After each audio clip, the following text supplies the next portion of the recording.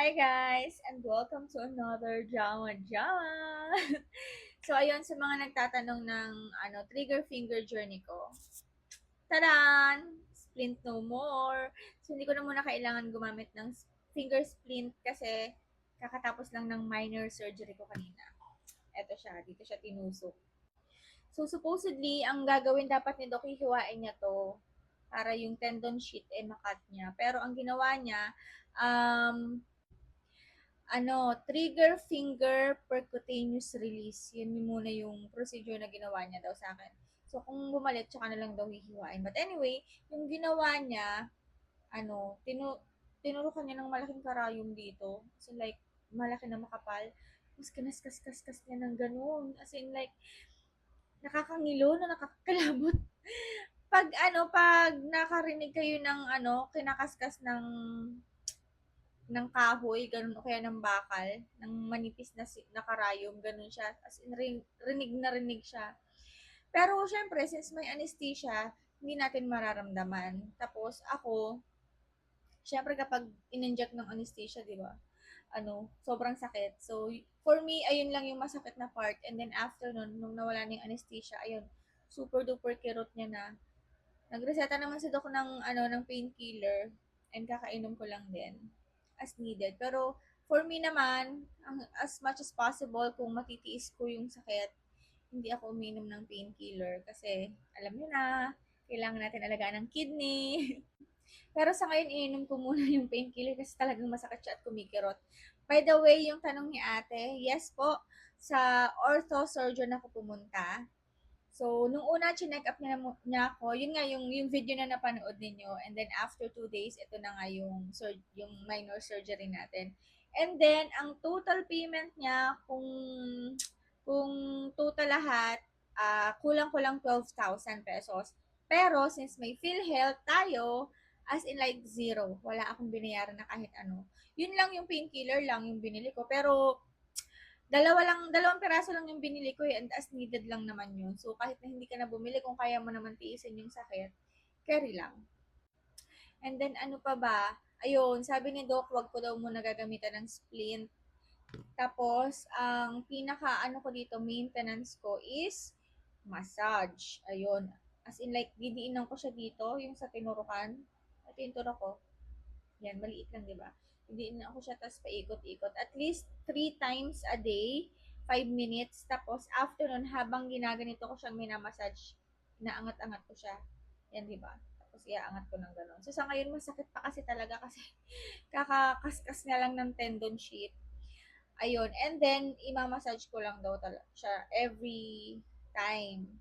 Pag ganyan, diretso. Dati, as in like, baluktot siya. Hindi ko naman ngayon mabaluktot kasi nga masakit talaga. Masakit pa. Very fresh pa yung loob nito. Papakita ko sa inyo. Wait lang, ito. Ay, hindi. I-insert ko na lang pala dito yung video ng mga pinagagawa ko kanina sa hospital. Super baluktot siya, pero ngayon na-straight ko na, oh. Naka-straight na siya. Kasi dati ganyan talaga yan siya. Ganyan. So, gusto ko maging ganito. Diba? As in like, ganito. Tapos, namamaga pa yung dito niya kasi nga, bukod sa talagang namamaga na siya bago siya operahan, nakaskas pa yung loob.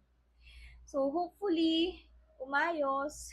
Tapos sabi ni Doc, most probably, sa hormonal imbalance ko to nakuha. Kasi hindi naman ako diabetic, hindi rin naman, wala naman akong hypertension.